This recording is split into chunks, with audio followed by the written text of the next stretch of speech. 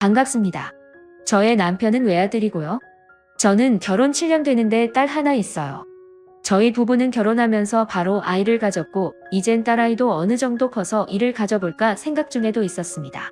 그런데 작년 여름에 시어머니께서 말기암 판정을 받으신 지 3개월 만에 갑작스럽게 돌아가시게 되었습니다.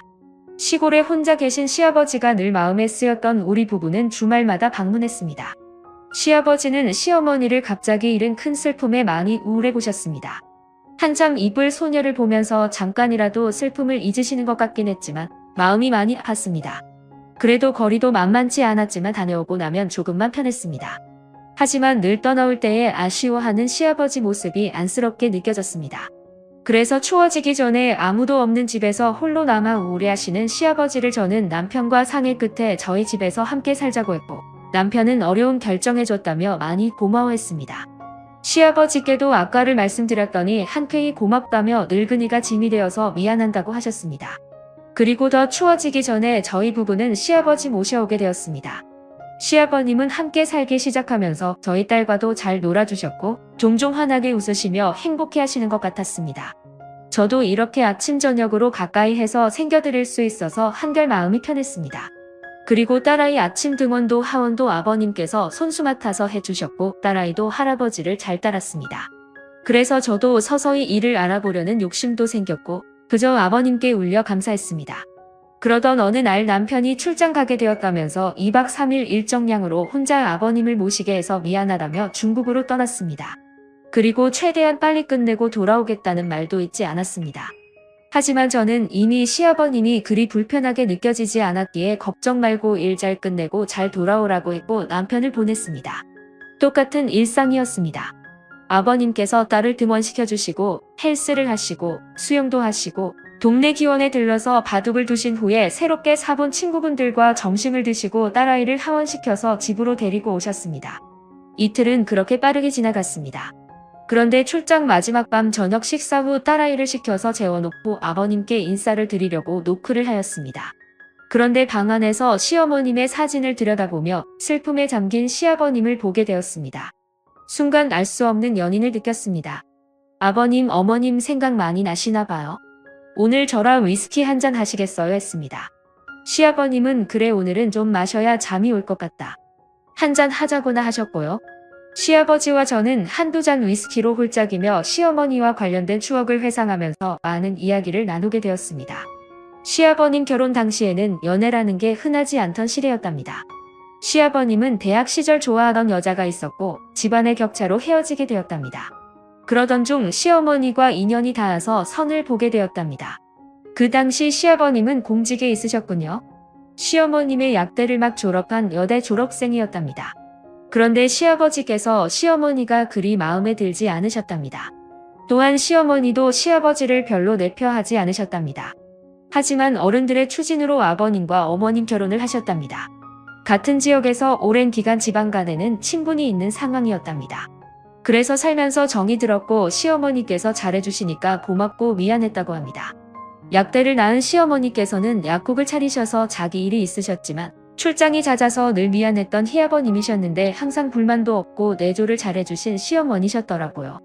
이제야 생각하니 잘해준 게 없었다고 속상하다고 하셨습니다. 그래서 지금 이렇게 마음에 걸린다며 눈물을 보시더군요. 저는 시아버지를 조용히 안아주셨습니다. 그러면서 아버님을 토닥이다가 아버님과 포옹을 때렸는데 묘한 분위기 쌓이게 되었습니다. 이미 술은 취해서 다른 생각이 나질 않았습니다. 그냥 그대로 우리들은 실수해버렸습니다. 다음날 저는 시아버님께 어젯밤은 실수였다. 다시는 이런 일은 없을 것이라고 말씀을 드렸습니다.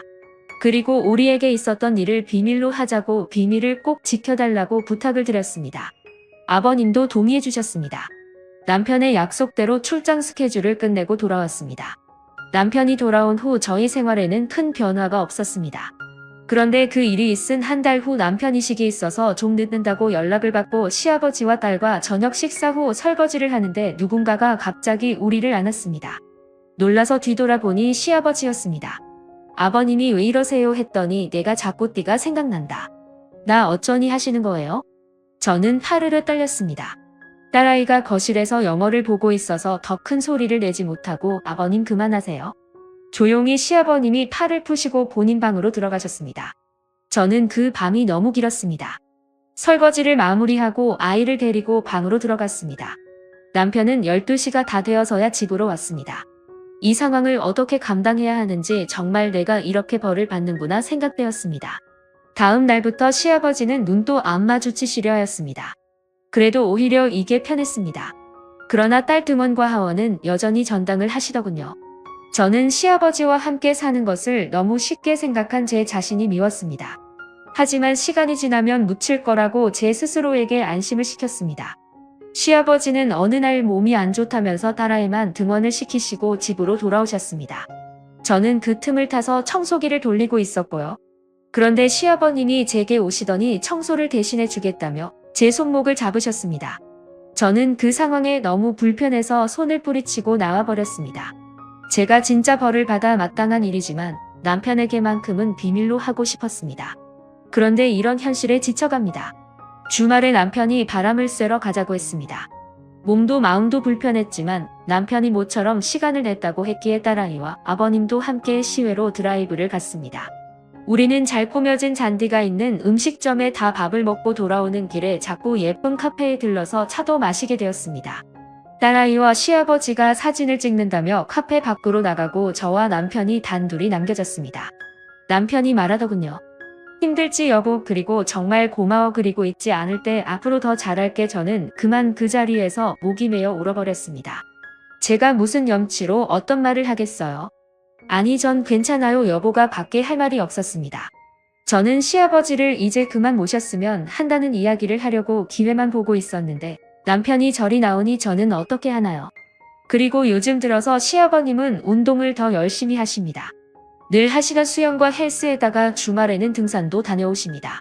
그러시면서 늙어서 내가 아프면 너희들 고생시키는 거라고 하십니다. 시아버님은 남편에게도 운동을 권하시지만 너무 바쁜 남편은 밤늦게 들어와서 새벽이면 출근을 하니 보통 운동할 시간이 없다고 합니다. 남편의 이렇게 건강관리 힘쓰시는 시아버지를 존경한다고도 하네요. 이런 부자 사이에서 제가 어떻게 시아버님을 떼어놓을지 기회가 안 생깁니다. 아버지가 떨어져 살며 제가 숨을 좀 쉴 것 같은데 말입니다. 물론 이 무거운 죄책감은 평생을 안고 살아야겠죠. 시아버님은 어떻게 이렇게 뻔뻔할 수 있는지 저녁 준비를 하고 있으면 아무렇지도 않게 제 앞에 오셔서 제 엉덩이를 만드시면서 저녁 메뉴를 물어보십니다. 딸아이는 제가 소리 지르면 들을 만한 공간에 함께 있는데 시아버님이 원하지 않는 스킨십은 계속됩니다. 저는 남편과 이혼하고 싶지 않습니다. 그런데 이대로라면 말을 해야 할 것 같은데 남편에게 말하면 믿어줄지도 의문이고 막상 이 일로 이혼을 하게 되면 우리 딸아이는 어떻게 될지 정말 힘이 듭니다. 제가 어떻게 하면 시아버지로부터 벗어날 수 있을까요? 너무 양심 없는 거 알지만 가정도 지키고 싶습니다. 그런데 방법이 없습니다. 도와주세요. 다음 사연입니다. 안녕하세요. 40살 결혼 12년 차이고 초등학교 아들 하나 있는 엄마예요. 시어머니는 일 때문에 아들 하나만 낳은 저에게 몇 년째 계속 둘째를 낳으라고 매날 욕을 하셨습니다. 애 낳기 전에 아들 거리셔서 떡두꺼비 같은 아들 낳아줬더니 하나는 외롭다며 둘째를 낳으라고 하시네요. 이 욕심이 있던 저는 사장을 말씀드려도 소용없어 신적으로 힘든 나머지 시댁에서 1시간 거리 떨어진 경기도 외곽으로 이사왔습니다. 회사가 멀어져 출퇴근은 힘들었지만 마음은 좀 편했네요. 남편은 저 때문에 자기 엄마랑도 떨어지고 회사를 하고도 멀어지니 한동안 불만을 달고 살았습니다. 그렇지만 아파트 대출이자도 적게 나가고 공기 좋고 자연 친화적인 곳에서 사니 바로 적응해 나가더라고요. 대신 한 가지 딱 거슬리는 부분은 해결될 기미가 안 보였습니다. 바로 옆집의 요란한 소음이었습니다. 이사 온 날부터 며칠 동안 계속 부부 싸움 소리와 물건 부서지는 소리에 오는 소리에 밤에 잘 수 못해요. 경비 아저씨께 여쭤보니 하루 이틀 된 일이 아니랍니다. 이웃들도 처음에 신고로 대응하다가 지금은 집값에 자칫 영향을 끼칠까 모른 척하며 지낸다 하네요. 전에 살던 집주인도 한참을 시달리다 저희에게 전세를 주고 나갔다 해요. 남편은 허구온 날 옆집에 시끄러운 소리에 진짜 못 살겠네. 주인한테 이거 얘기해야 하는 거 하며 짜증은 냈지만 저는 집의 문제도 아니고 옆집 가정 불화 문제를 집주인 이 분수로 해결해 그나저나 입집 여자 안 됐다 하며 좋게 말하고 참자고했죠. 몇 번 우연치 않게 오다가가 옆집 여자를 봤는데 얼굴이 어둡고 몸이 안 좋아 보이긴 했습니다. 말을 붙일까봐 괜히 오지랖 떠는 것 같아 말았어요. 그런데 어느 날 애숙지 봐주고 재운 후 저희 부부도 침대에 누웠을 때 다급하게 벨 누르는 소리와 문 두드리는 소리가 났습니다. 무슨 일인가 싶어 저희 부부는 거실로 나갔고 제가 인터폰으로 확인해보자 옆집 여자가 살려달라고 온 힘을 다해 저희 집에 요청하고 있었습니다. 저는 남편한테 어떻게 하지, 남편은 시끄러운 일에 휘말려서 좋을 거 없어 그냥 모른 척하자. 나 내일도 일찍 출근해야 된단 말이야 하며 쑥 들어가대어 저는 걱정되었지만 남편도 들어간 마당에 혼자 무섭기도 했고 회사에서 야근에 몸도 피곤했던 터라 그냥 눈 딱 감고 들어갔습니다. 이불 속에서 숨죽여 있는 동안 경찰차 소리와 구급차 소리가 오고 가며 아파트가 소란스러워했네요. 다음날 저는 출근하다가 경비 아저씨한테 물어봤습니다. 그러자 경비 아저씨는 어제 난리도 아니었어요. 애 아빠가 애 엄마한테 심하게 폭행을 했나 보더라고요. 애가 난리던 중에 다쳤나 본데 옆집인데 모르셨어 이러는데 괜히 마음이 찔리고 안 좋더라고요. 옆집도 우리 아들 또래 딸 하면 키우는 것 같았는데 부부싸움에 아이까지 다쳐다니 모른 척했다는 죄책감일 거군요. 오다가가 옆집을 신경 썼지만 절간같이 한동안 조용했습니다. 일주일 정도 지났을 때 퇴근하고 집에 도착했는데 엘리베이터에서 옆집 여사장 딱 맞췄네요. 아마 그날 다친 듯 팔깁스를 하고 있더군요. 기분 상이었던지 여자는 저를 노려보는 것 같았지만 제가 시선을 느끼고 마주보자 말을 걸었습니다. 얼마 전에 이사 오신 저희 이웃분 맞으시죠? 저번에 제가 문 두드리는 거 모르셨어요? 인사폰 받는 소리가 나서 도와주실 줄 알았거든요.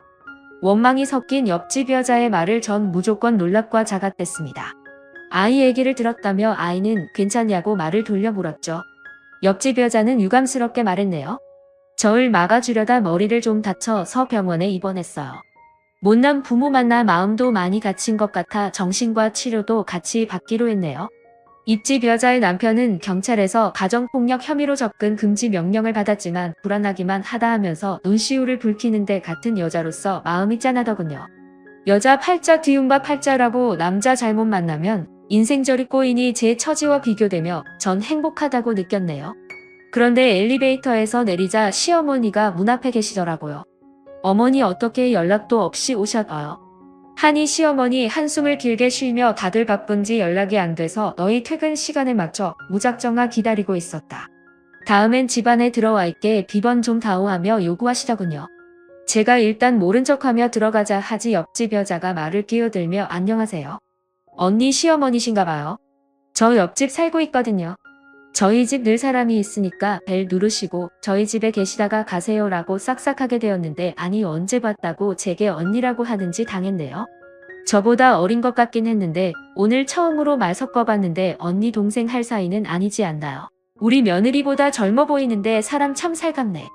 혹시 저녁밥 잡수셨어? 안 먹었음. 반찬 넉넉하게 만들어 왔는데 같이 먹어요 하시는데 옆집 여자 기다렸다는 듯 덕석 감사하다고 말하며 저희 집으로 들어왔습니다.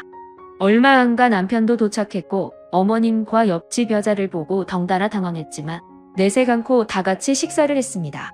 시어머니가 우연치 않게 옆집 여자 핸드폰 액정을 보고 딸이에요. 딸이 참 야무지게 생겼네. 요새 딸바 보는 말도 있다며 아들 녀석은 장가가면 소용없긴 하지. 우리 애들도 딸 하나 더 있음 참 좋을 텐데 하며 저를 보시는데 간만에 아이 문제로 곤욕스럽게 만드시더군요. 그것도 옆집 녀석 앞에서요. 누가 엄마 바라기 아니랄까봐.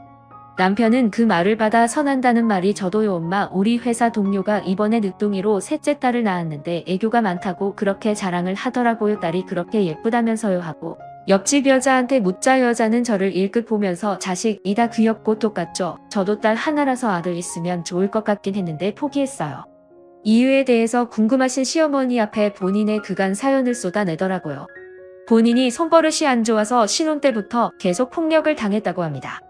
임신할 때 빼고는 항상 폭력에 노출되어 있었대요. 돈은 잘 벌어다 줘 ATM 기계라는 생각하고 딸 생각에 버텨가는데 살살 이혼해야 한다 한들 경제적 자립 능력이 없어 쉽게 결정할 수 없다 하며 울더군요. 시어머니는 옆집 여자 신세가가였다며 이웃 사촌 좋은 게 뭐겠냐고 저희 부부한테 잘 좀 챙겨달라고 도와주라 하군요. 그때부터 시어머니는 오실 때마다 항상 옆집 여자 있다 저희 집으로 오셨습니다. 남편도 시어머니가 계시니 저보다 일찍 퇴근할 때는 그 집에서 저녁까지 먹고 오는 것 같더라고요.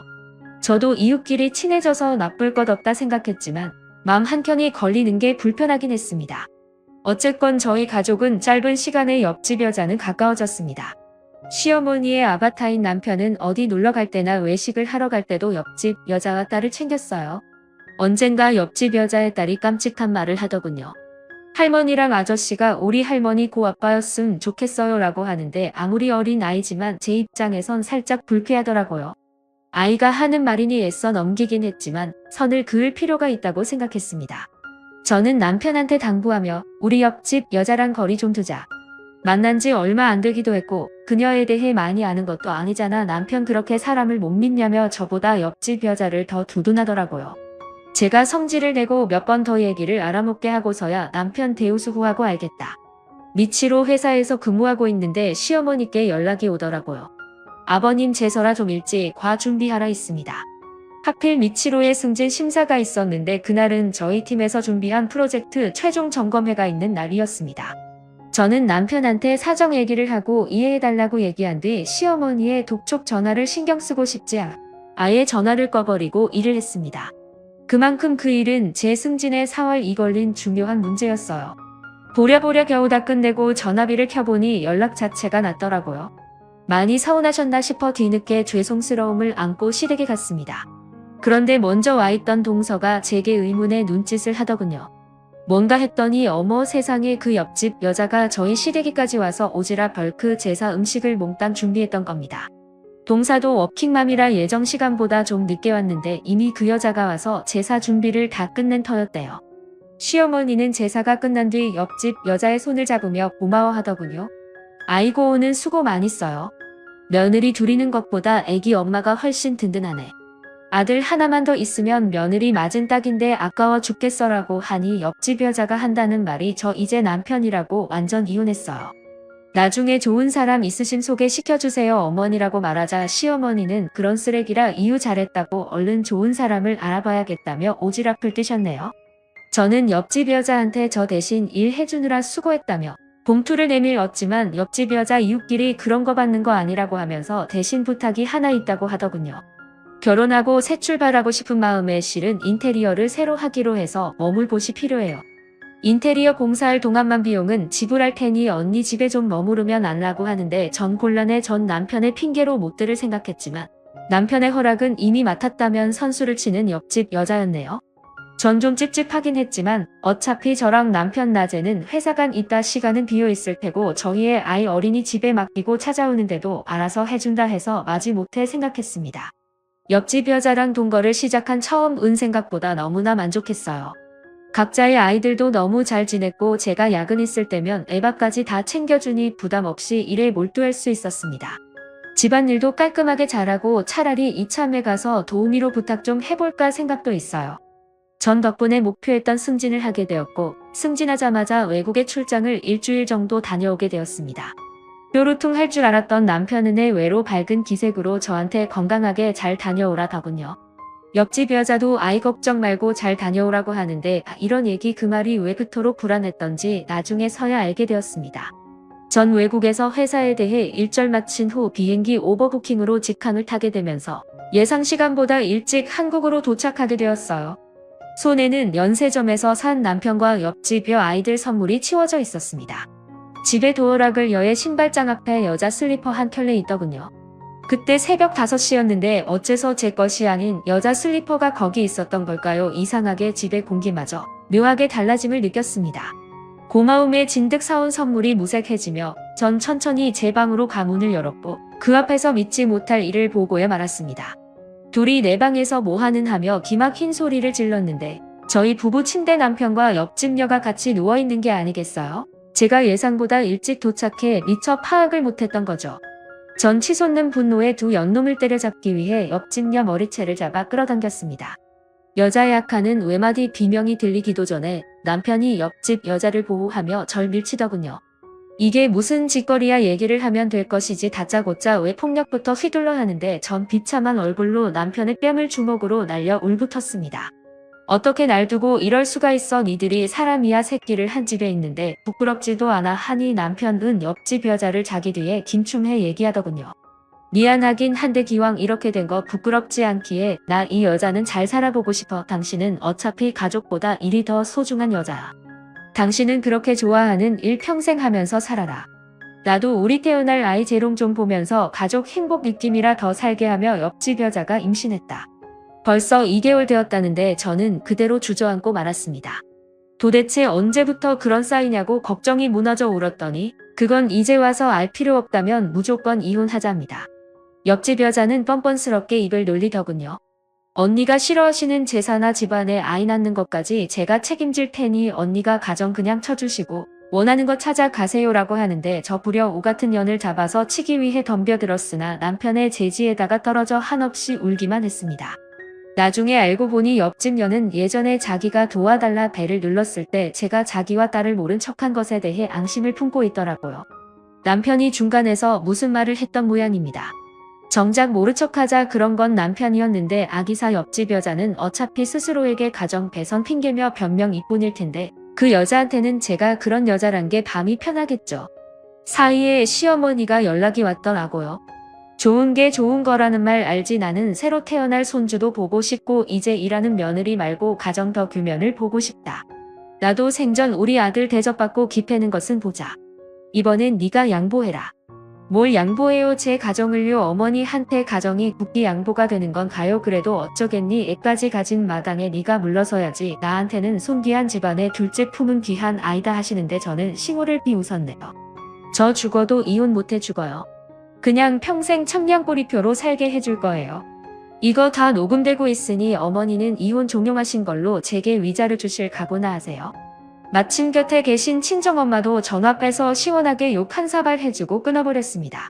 저는 변호사를 선임해 남편과 상가녀 시어머니까지 피해보상 위자료 청구 소송을 진행했습니다.